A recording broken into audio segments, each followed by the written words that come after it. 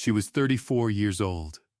She had a habit of leaving the porch light on for her husband, even on nights he worked late, because she said no one she loved should ever come home to a dark house.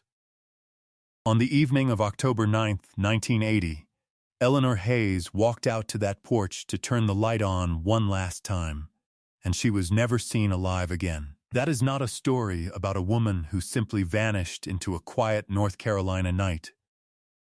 That is a story about a town that decided, for 41 years, that some questions were safer left unasked. And it would take a retired sheriff's deputy, a water-damaged ledger from a closed-down hardware store, and a single sentence spoken at a funeral to finally pull the truth out of the dark. But before we get to any of that, we have to go back to that October evening. Because to understand what was taken, you first have to understand who Eleanor Hayes was. In the autumn of 1980, the town of Marwick sat in the low hills of Caldwell County, like something out of a postcard nobody bothered to mail. It was the kind of place where the textile mill still ran 2 shifts, where the smell of wood smoke and turning leaves drifted down Main Street by early October, and where the same families had lived on the same roads for 4 generations. People left their doors unlocked. Children rode bicycles until the streetlights flickered on, and that was the only curfew anyone needed. The radio in every kitchen seemed permanently tuned to the same country station. And on Friday nights the parking lot outside the Marwick Diner, filled with station wagons and pickup trees, their tailgates down, their drivers leaning on fenders to talk about the harvest and the high school football team. Eleanor Hayes belonged to that town the way the church steeple belonged to the skyline. She had grown up 3 streets from where she lived, married her high school sweetheart, Daniel, and taken a job teaching 4th grade at Marwick Elementary, where she had been a fixture for 11 years. Her students adored her. She kept a jar of butterscotch candies on her desk and a worn paperback of poems in her cardigan pocket, and she had a way of kneeling down to a child's eye level when she spoke to them, so that no boy or girl ever felt small in her classroom. She and Daniel had been trying for a baby for years without luck, and the disappointment had softened her rather than hardened her. The children of Marwick became, in a quiet way, all hers. She had her small rituals. She watered the geraniums on her windowsill every morning before coffee. She checked the porch light twice on her way to bed. And every Sunday she drove out to the county line to bring a covered dish to old Mr. Pruitt, a widower who had taught her in the 3rd grade and had no one left. That was the kind of woman she was. The kind whose absence would leave a hole shaped exactly like her. It was a world that ran on a few simple sounds. The mill whistle at the start of each shift, carrying clear across town in the cold morning air. The screen door of the Marwick Diner slapping shut behind the breakfast crowd. The crackle of the country station from 100 kitchen radios.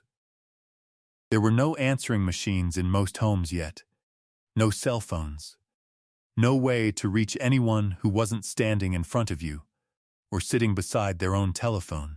People knew each other's trucks by sound. They knew whose dog barked at what hour. A stranger could not pass through Marwick without 3 people noticing, which was exactly why everyone believed, for so long, that nothing truly terrible could ever happen there. The danger, they assumed, would have to come from outside. It would have to be a face nobody recognized. That assumption was the door through which the truth would walk, unseen, for 41 years. On the afternoon of October 9th, Eleanor stayed late at the school to grade a stack of spelling tests. A colleague saw her leave at 4:40, her cardigan buttoned against the early chill, her arms full of papers. She stopped at the Marwick grocery, where the cashier, a teenager named Patsy, remembered her buying flour, 2 cans of peaches, and a box of the butterscotch candies she kept on her desk. She paid in exact change. She said the leaves were the prettiest they'd been in years. She was the last thing anyone in town would remember being completely, ordinarily right. In 2 hours, none of it would matter anymore. Daniel Hayes worked the second shift at the mill that night. He left for work at 5:30, kissing Eleanor on the cheek while she stood at the stove. That was the last time he saw her. When he came home at 1:15 in the morning, the porch light was off. He noticed it before anything else. The dark house. In 16 years of marriage, the porch light had never once been off when he came home. He let himself in, calling her name. The flour sat unopened on the counter. 2 cans of peaches stood beside it. A pot of cold soup waited on the stove, the burner switched off, a single bowl set out on the table. Her purse hung on its hook by the door. Her car keys lay in the dish where she always left them. Her shoes, the practical brown loafers she wore to teach in, sat by the back step. Everything was exactly where it should be. Everything except Eleanor. He searched the house. He searched the yard with a flashlight. He drove to her sister's, to the school, to old Mr. Pruitt's, knocking on doors at 2 in the morning, his voice cracking. By 3 a.m., he was standing in the lobby of the Caldwell County Sheriff's Office, soaked from a sudden rain, saying the same 3 words over and over. She is gone. The first deputy to take the report wrote down that Mrs. Hayes had likely walked off after a domestic argument and would turn up by morning. That single assumption would cost everyone years, because the rain that began falling around midnight washed the gravel driveway clean. By the time anyone treated the Hayes home as more than a misunderstanding, 2 days had passed. Whatever the ground had to say was gone. What investigators did find, they found by accident. A neighbor, walking her dog on the morning of the 11th, noticed something pale caught in the hedge that ran along the edge of the Hayes property.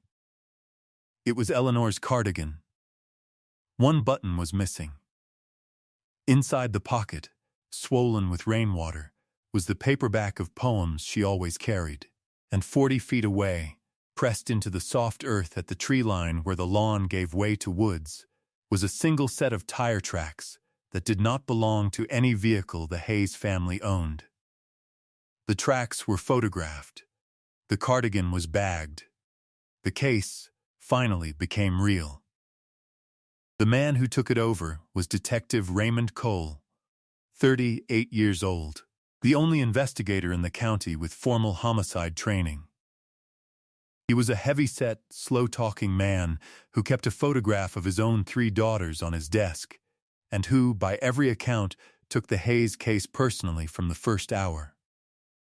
He spent the autumn of 1980 doing everything right. He interviewed every teacher, every neighbor, every parent of every child Eleanor taught.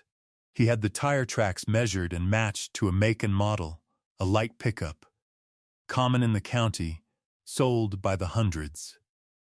He canvassed every household within a mile. And he kept coming back to one detail that didn't fit. The porch light. Eleanor never let it go dark. If she had walked out willingly that evening, the light would have been on. Someone had turned it off. Someone who knew that a lit porch invited attention, and a dark one did not. Cole pushed for more than the county was willing to give him.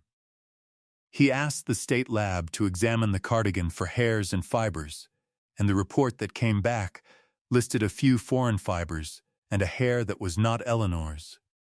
But in 1980, a hair without a root and without a suspect to compare it to was a dead end, filed and forgotten. He asked for the partial print lifted from the recovered button to be run against records, and it came back to no one. The technology to do anything more would not exist for 30 years. Cole knew it. He wrote in the margin of his own report a line that Deputy Mendez would read 4 decades later and never forget. Keep this. Someday, the science will catch up. Suspicion in a small town moves like water, finding the low ground. It settled first on Daniel, as it always does on the husband, until the mill produced 11 witnesses who placed him on the floor from 5:45 until his shift ended. It moved to a drifter who'd been seen hitchhiking on the county road until he was found 3 states away with an airtight alibi. It brushed against a former student's troubled father, against a deliveryman, against a substitute teacher Eleanor had once reported for drinking. Cole ran each lead to its end. Each one collapsed. What Cole did not know, what no one would know for 4 decades, was that the answer had already passed through his interview room. It had sat across the table from him, answered his questions politely, expressed its sorrow, and walked out the door. The town's instinct was to look outward, toward strangers and drifters, and the dark edges of the map.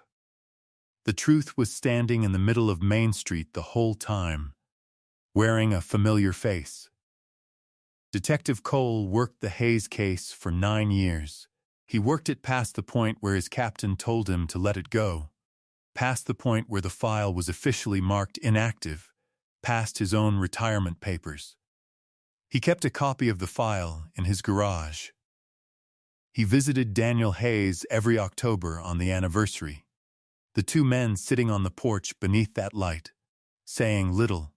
He died in 2004 with the case unsolved, and the people who knew him said it was the one weight he never set down. The years did to Marwick what years do. The mill closed in 1994, and the town thinned. Eleanor's students grew up and moved away and had children of their own who never knew her name. Daniel Hayes never remarried. He kept the house exactly as it had been, geraniums and all, and every evening at dusk he walked out and turned on the porch light, the way she always had. Some of the younger people in town thought he was strange for it.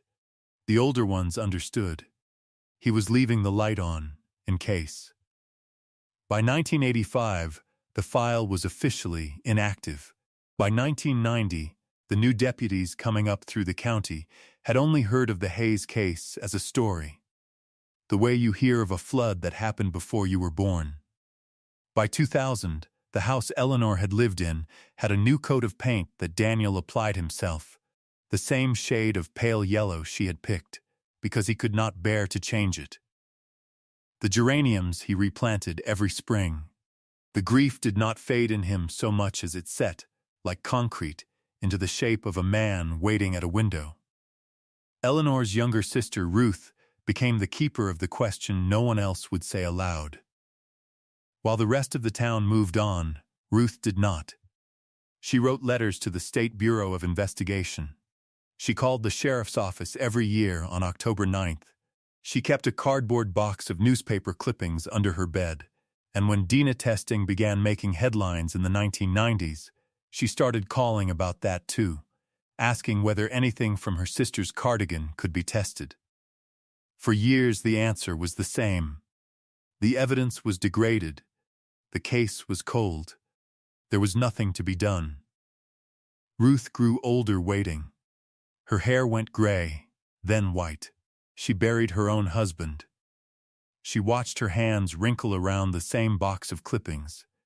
And still, every October, she made the call.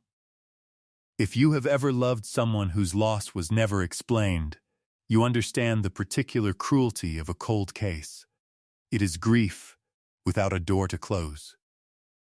We'll come back to Ruth, because it was Ruth who never let the light go out. And if there is one thing this channel believes, it is that the people who refuse to stop asking are the reason the truth ever gets found at all. If a story like this matters to you, take a moment to subscribe, because the people in these cases deserve to be remembered. Now, back to Marwick and the funeral that changed everything. In the spring of 2021, a man named Harlan Webb died in Marwick at the age of 81.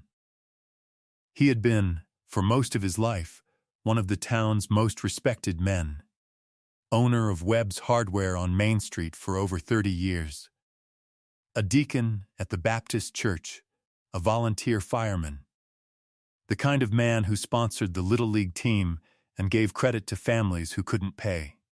Half the town turned out for his funeral, and at the reception afterward, his daughter, grief-loosened and pouring her heart out to an old family friend, said a sentence she did not understand the weight of. She said her father had never been the same after that woman went missing in 1980. The teacher. He used to wake up shouting about a porch light. The old family friend was Ruth's nephew. By nightfall, Ruth had made a phone call she had been waiting 41 years to make. The deputy who answered was named Carla Mendez, a cold case investigator who had inherited Detective Cole's old files when the county digitized its records, and who had read his obsessive notes on the Hayes case so many times she could recite them. When Ruth told her what Harlan Webb's daughter had said, Mendez went into the evidence archive that same week and pulled the box that had sat untouched since Cole packed it away. Inside was the cardigan, the missing button, and a small evidence bag holding the tire track casts from the tree line. Mendez did two things. First, she sent the cardigan to the state lab, where forensic technology that did not exist in 1980 could now isolate a profile from skin cells left behind by hands that had gripped the fabric 4 decades earlier. Second, she went looking for the records of Webb's Hardware, which had closed in 1996. She found them in the worst possible condition, water-damaged, half-rotted, stored in the basement of a building that had flooded twice. But in a ledger from October of 1980, in handwriting that had survived where the rest had not, was an entry that stopped her cold. On October 10th, the day after Eleanor vanished, someone had purchased, in cash, a quantity of quicklime and a roll of heavy canvas tarp. The buyer's account was Webb's own. The lab results came back 6 weeks later. The DNA recovered from Eleanor Hayes's cardigan, from the collar, where a hand would have gripped it, was a match to Harlan Webb. Once they knew where to look, the rest came apart quickly. Harlan Webb had owned a light pickup in 1980, the exact make the tire casts pointed to. He had sold it in 1981 and bought a new one, paying cash, which several people remembered remarking on at the time. And the connection no one had ever drawn became suddenly, sickeningly clear. Eleanor Hayes had reported, 2 weeks before she disappeared, that a man had been parking outside the school in the afternoons, watching the children leave. She had described the truck to Detective Cole. She had not known the man's name. Cole had noted it in the file and, without a plate number, been unable to act. The man in the truck was Harlan Webb. Eleanor had seen something she was not meant to see, and she had told the wrong person she meant to report it, because the very next day she had mentioned it, in passing and in trust, to the friendly hardware store owner everyone in town adored. He had come to her house that evening. He had knocked on the door of a woman who had no reason on earth to fear him, because he was Harlan Webb, who sponsored the Little League team. She had let him in, and when he left, he had turned off the porch light behind him, so the dark house would draw no eyes. Because Harlan Webb was dead, there would be no arrest, no trial, no cell. But in October of 2021, 41 years almost to the day after Eleanor walked out to her porch, the Caldwell County Sheriff's Office held a press conference and announced that the disappearance and murder of Eleanor Hayes had been solved. The town that had spent 4 decades looking away was forced, at last, to look directly at the truth. The respected deacon, the volunteer fireman, the man whose hardware store had anchored Main Street. He had been the answer the whole time. The shock that ran through Marwick was not the shock of a stranger's evil. It was the worse, deeper shock of realizing how completely evil can wear the face of a friend. Investigators, acting on the ledger and on Webb's known property holdings, searched a patch of ground behind a barn the Webb family had owned in 1980 and sold long ago. There, beneath 4 decades of soil, they recovered the remains of Eleanor Hayes. After 41 years, she came home. Daniel Hayes did not live to hear it. He had died in 2015, the porch light still burning every night to the end. But Ruth was there. Ruth, who had never once stopped asking, stood at the edge of that field and watched them bring her sister back into the light. Eleanor Hayes was laid to rest in the spring of 2022, in the Marwick Cemetery, beside the husband who had left a light on for her every night of his life. Her former students, now in their 50s, came from across the country to fill the church. They remembered the butterscotch candies and the poems and the way she knelt down to look them in the eye. The 4th grade classroom she taught in for 11 years was dedicated in her name, and a small brass plate by the door now carries a line she used to read to her students, from the worn paperback found in her cardigan pocket on a rainy October morning in 1980. Ruth was asked at the dedication how she had kept going for 41 years without an answer. She said she had simply refused to believe that a life as good as her sister's could vanish without leaving a single thread for someone to pull. She had been right. The thread was a porch light, a hardware ledger, and a sentence spoken in grief at a funeral. It took 4 decades, but the thread held. There is something worth sitting with in a story like this. Eleanor Hayes was not undone by a monster from the shadows. She was undone by trust. The same trust that made Marwick the kind of town where doors stayed unlocked and a teacher could be loved by a whole community. The thing that made the town beautiful was the same thing that hid her killer. And yet it was also trust, Ruth's stubborn faith that the truth existed and could be found, that finally brought Eleanor home. The same force that buried her dug her back up. Maybe that is the lesson of every case like this one. That evil depends on our looking away, and justice depends, in the end, on someone who simply will not. It makes you wonder, how many other quiet towns are keeping a question they've decided is safer left unasked? How many porch lights are still burning for someone who never came home? And if a friendly, respected face had knocked on your door on an ordinary evening in October, would you have opened it too? If this story stayed with you, tell us in the comments what you think gave Eleanor's truth back to her after all those years.